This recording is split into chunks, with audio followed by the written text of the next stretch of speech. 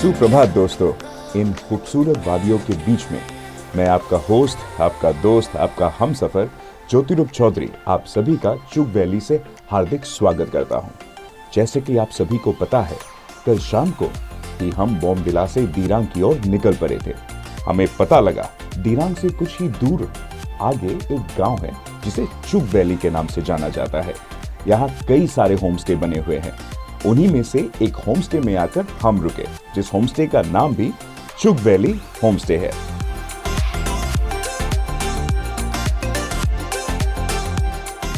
मैं आपको बता नहीं सकता कितना मजा आ रहा है चुग वैली के इन हसीन वादियों के बीच। यकीन मानो, अब मुझे एहसास हुआ कि यहाँ आने का फैसला हमारा बिल्कुल ही सही था।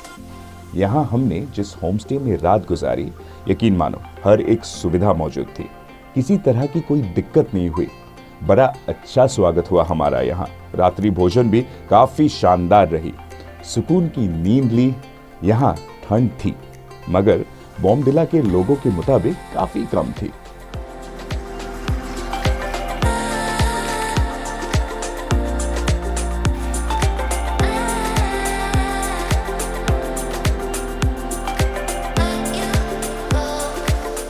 मैं खुद को कितना खुशकिस्मत मान रहा हूँ, आप यकीन नहीं मानोगे। सबसे पहले आप इस चुग वैली के कुछ मनोरम दृश्य देख लीजिए, फिर मैं इस गांव के बारे में बताता हूँ।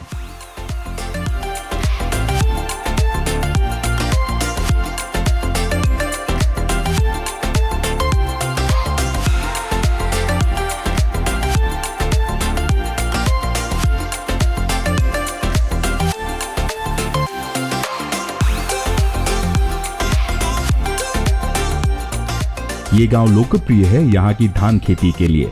यहाँ अच्छी खासी धान की खेती होती है।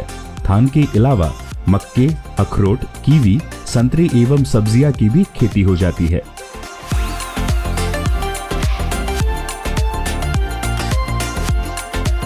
कीवी और अखरोट की खेती अब बड़े पैमाने में की जा रही है। यहाँ के किसान फिलहाल केसर की खेती में भी अपना हाथ आजमा रहे हैं।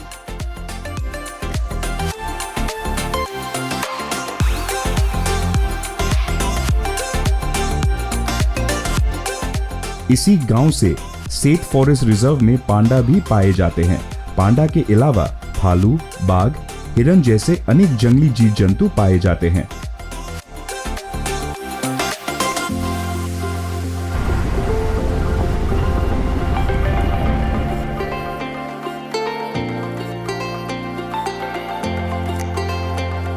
इन्हीं सबको देखने के लिए लोग दूर दूर से यहाँ आते हैं। पर्यटन की बढ़ती मांग को देखते हुए यहाँ के लोगों ने कम कीमतों में होमस्टे की सुविधा देने लगे हैं। मेरा चुग वैली होमस्टे जो मैंने 2022 को इनॉग्रेशन किया था, हमारे बॉमडिला DTO मैडम का थ्रू से उसने इनॉग्रेट किया था। मैंने अभी तक मोर देन 700 टूरिस्ट को मैंने होस्ट किया है और वो सब करके मुझे बहुत ही अच्छा लगा। और यहाँ पे टूरिस्ट आते हैं, यहाँ पे बहुत कुछ है चुग में देखने के लिए। चुग में यहाँ पे बहुत सारे एनिमल्स है, जैसे रेड फंडा, स्पेशली रेड फंडा यहाँ पे मिलता है, और बर्किंग डियर है, बहुत सारा एनिमल्स है, उसको भी टूरिस्ट लोग देखने आते हैं। फिर उसके बाद में यहाँ पे बहुत सारा सीजनल बर्ड्स भी आता है, और बर्ड्स लोग भी टूरिस्ट को बहुत ही अट्रैक्ट करता है।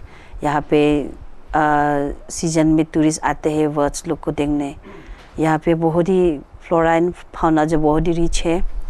और इस बार जो एक सेल्फ हेल्प का द्वारा हम लोग ने केसर भी मेरा चुग वैली होम स्टे में इंट्रोड्यूस किया है। केसर कल्टीवेशन भी इस बार न्यूली यहाँ पे इंट्रोड्यूस हुआ है, वो अच्छा हुआ है।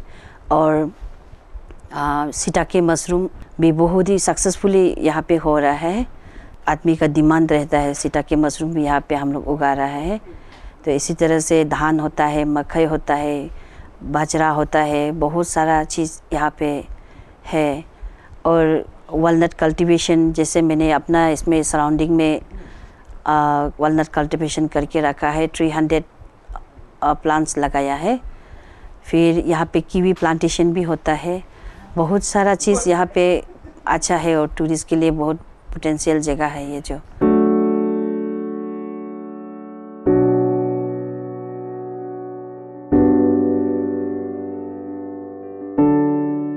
होमस्टे के साथ साथ टेंट की भी सुविधा शुरू की गई है।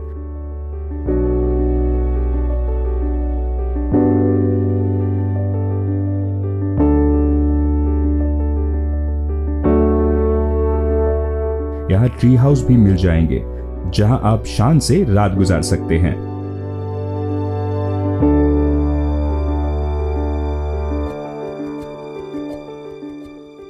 हनीमून कपल्स के लिए तो मेरे ख्याल में ये गांव किसी जन्नत से कम नहीं होगी। यहाँ ट्रैकिंग की भी अच्छी फैसिलिटीज है। जो लोग ट्रैकिंग करना पसंद करते हैं उनके लिए भी यहाँ आना एक शानदार अनुभव रहेगा। ऑटम में एक फ्लावर यहाँ पे खिलता है जो टूरिस्ट को, जैसे सितंबर अक्टूबर मंथ में, वो टूरिस्ट के लिए सबसे बेस्ट सीज़न है।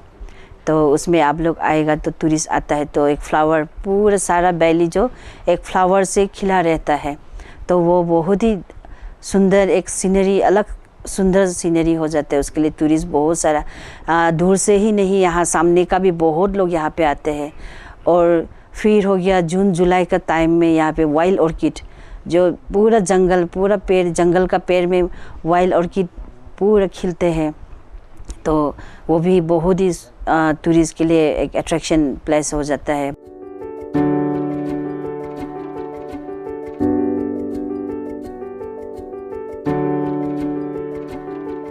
कुछ देर यहाँ हम घूम फिर लेने के बाद शानदार चाय नाश्ता करके हम दिरांग की ओर निकल पड़े।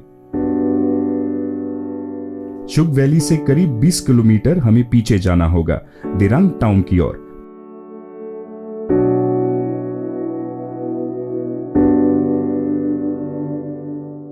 दिरांग में भी बहुत सारा चीज़ है जहाँ पे आप जाके घूम सकते हैं, जैसे याक रिसर्च सेंटर है, फिर नॉर्फिल वाइनरी है और हॉट वाटर स्प्रिंग है जहाँ पे नेचुरल हॉट वाटर निकलते हैं। पहले बहुत सालों से वहाँ पे बंद था, अभी रिसेंटली खुल गया है, तो बहुत सारा टूरिस्ट अभी वहाँ पे विजिट करते हैं। मध्यम वर्ग में फैला दिरांग टाउन भी एक घाटी में मौजूद है। दोनों ओर पहाड़ी से घिरा हुआ, बीच में दिरांग नदी बहती है। नदी के दोनों ओर बसा दिरांग शहर एक अलग ही खूबसूरती प्रदान करती है।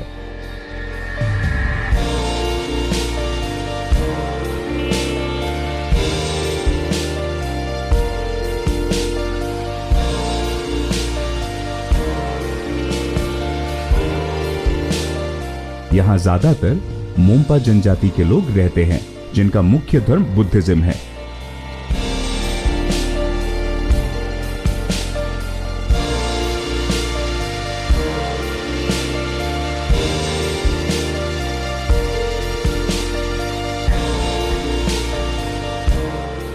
दिरांग शहर में भी सैलानियों के लिए रहने खाने पीने के लिए ढेर सारे होटल, रेस्टोरेंट्स एवं गेस्ट हाउस और होम स्टे मिल जाएंगे। अगर आप भी हमारी तरह अरुणाचल के किसी गांव में कुछ अनमोल पल बिताना चाहते हो तो चुग वैली मिस मत कीजिएगा।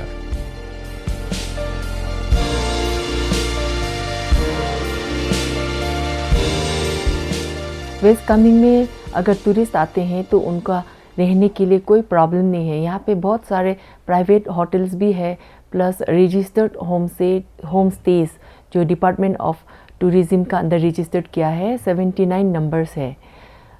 तो लास्ट नवंबर में टूरिस्ट फ्लो बहुत अच्छा था। लास्ट अक्टूबर नवंबर में तो अराउंड 11,900 के करीब था डोमेस्टिक टूरिस्ट, और फॉरेनर 143 इतना था।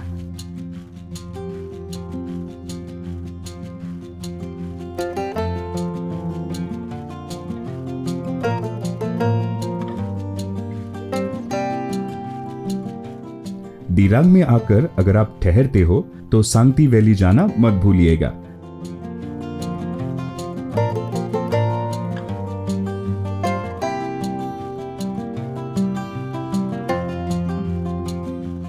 दिरांग से करीब 15 किलोमीटर दूर स्थित सांगती वैली पूर्वी हिमालय पर्वत श्रृंखला में बसा बहुत ही खूबसूरत इलाका है।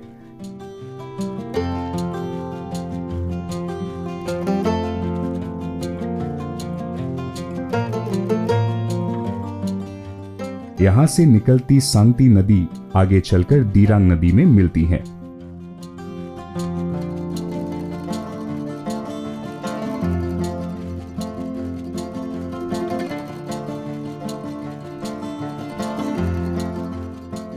यहाँ का मौसम काफी खुशनुमा है। वैसे तो ये इलाका तावांग जिले में पड़ता है, पर दिरांग से नजदीक होने के कारण पर्यटक जो भी दिरांग आते हैं सांगती वैली जरूर आते हैं।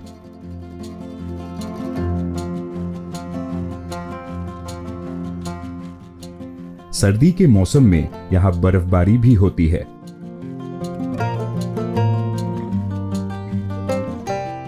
यहाँ आपको सेब के बगीचे, संतरे, कीवी, अखरोट के बगीचे देखने को मिलेंगे। यहाँ विभिन्न तरह के फूल इत्यादि भी देखने को मिलेंगे।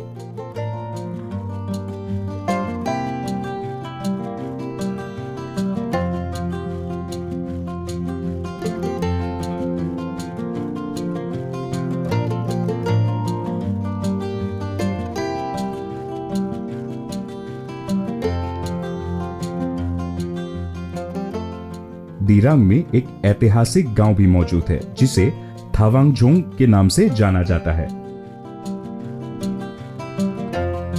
अभी हम थावांगझोंग में हैं।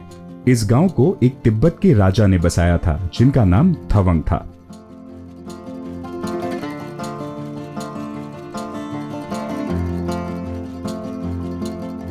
सन 1700 ईस्वी में थावांग राजा यहां आए थे और इस गांव में आकर बसे थे।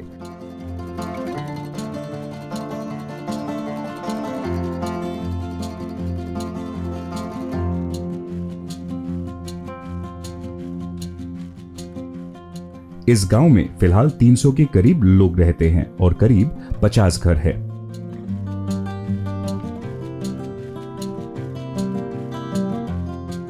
यहाँ के राजमहल को छोंग कहा जाता है। छोंग तक पहुंचने के लिए 2 मुख्य द्वार है। थावांग राजा ने कई युद्ध किए, जिनमें से भूटान के साथ हुई युद्ध और शेरदुकपेन के साथ किए गए युद्ध अहम हैं। कई लोगों की इन युद्ध में मृत्यु हुई थी। इस किले में उस वक्त के आधुनिक तौर तरीके से बनाए गए दीवार जो किसी बंकर से कम नहीं थे।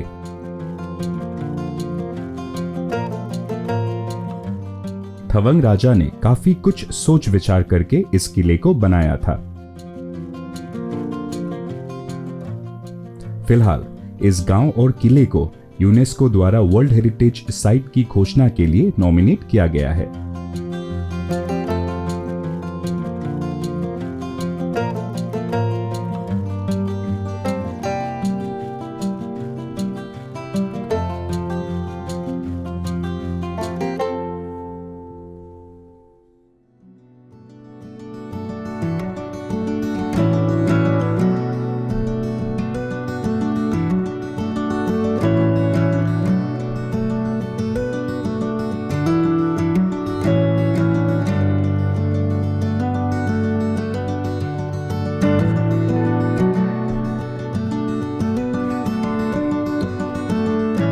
याक एक ऐसा जंगली जानवर है जिनकी जनसंख्या काफी कम है।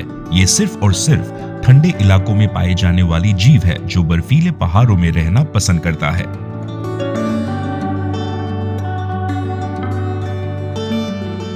बेहद ही शांत स्वभाव के ये जानवर यहाँ के स्थानीय लोगों के लिए बहुत ही उपयोगी है। अरुणाचल प्रदेश के इन हिस्सों में जैसे कि आपको पता है 12 महीने ही सर्दी रहती है।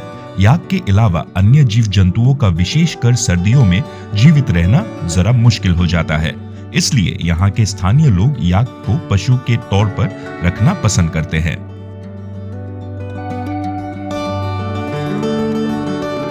रोजाना की जरूरत जैसे दूध, याक के ही दूध से बनी चुरपी और अन्य सामग्रियों के लिए याक पालन करते हैं।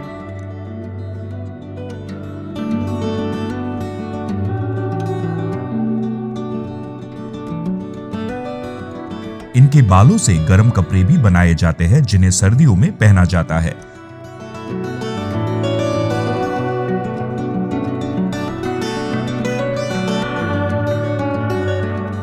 कई कारणों से याक यहाँ के लोगों के लिए अहम बन जाता है।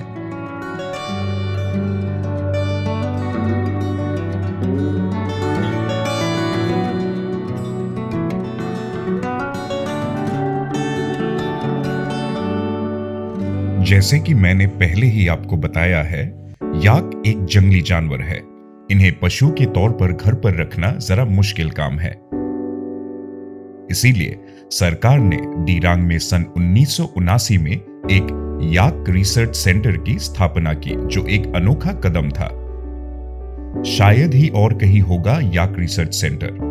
इस रिसर्च सेंटर के द्वारा याक के विकास के लिए तथा उनकी जनसंख्या बढ़ाने और उनको घरेलू बनाने के लिए यहाँ अनुसंधान की जाती है और यहाँ के किसानों को याक पालन की सीख दी जाती है और साथ ही में याक के खाने पीने के लिए क्या क्या सामग्री बनाई जा सकती है, उनके बालों को कपड़ों के अलावा और किस तरह इस्तेमाल किया जा सकता है इत्यादि बताई जाती है।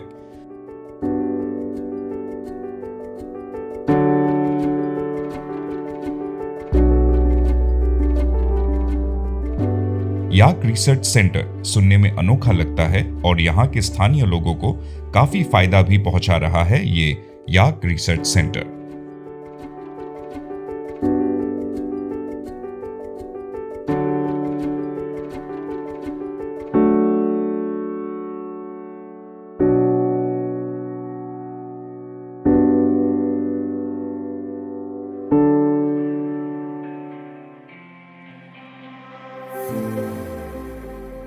दिरांग का सैर समाप्त करके अब हम हमारी आखिरी मंजिल तावांग की ओर निकल पड़े हैं। दिरांग से तावांग की कुल दूरी 139 किलोमीटर है। सच कहूं तो इस सफर में जो आनंद आ रहा है शायद ही किसी और सफर में आया हो। सुनने में आया है सेला टॉप में भारी भरकम बर्फबारी हो रही है।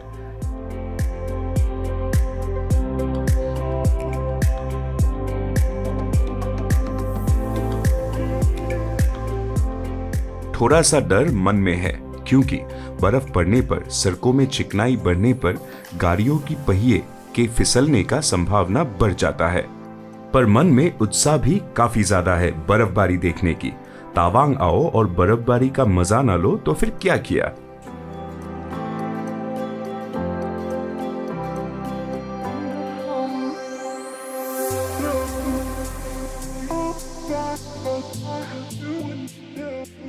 खैर, डर और उत्साह दोनों को मन में लिए खूबसूरत नजारों और पहाड़ों के पीछे हिमालय पर्वत की चोटियों को देखते हुए हम आगे बढ़ते चले जा रहे थे।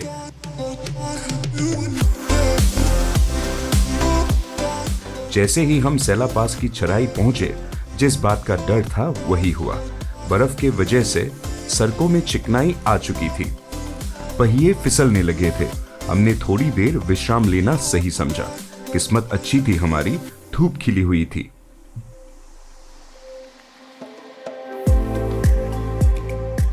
रात्रि में भारी बर्फबारी हुई थी। पता लगा तापमान -11 डिग्री सेंटीग्रेड तक नीचे पहुंच गया था। ऊपर वाले ने साथ दिया। सूर्य देवता सीना ताने आसमान से अपनी किरण बिखेर रहे थे और हमने चाय की चुस्की ली और जैसे ही सड़क के बर्फ पिघलने लगे, हमने अपना सफर जारी किया।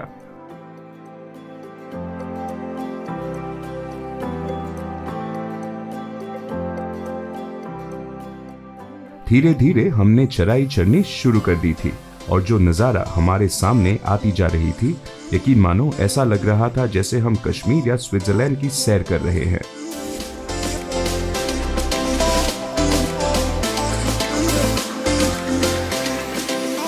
हर एक मोड़ पर एक नई खूबसूरती सामने आ रही थी।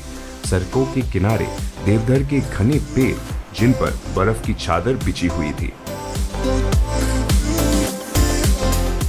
कई बार हमने अपनी गाड़ी रोकी और बर्फबारी का आनंद उठाया।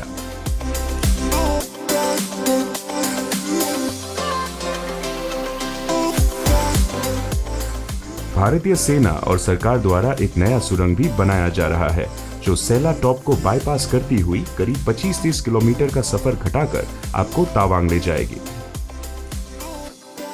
लेकिन इस सफर का असली मजा तो सेला टॉप से गुजरने पर ही आएगी।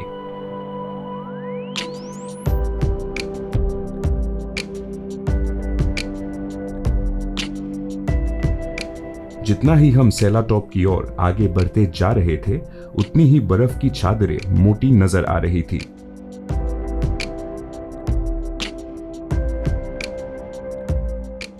तो दोस्तों, आज का सफर यही समाप्त करते हैं। मिलते हैं अगले भाग में, तब तक के लिए नमस्कार।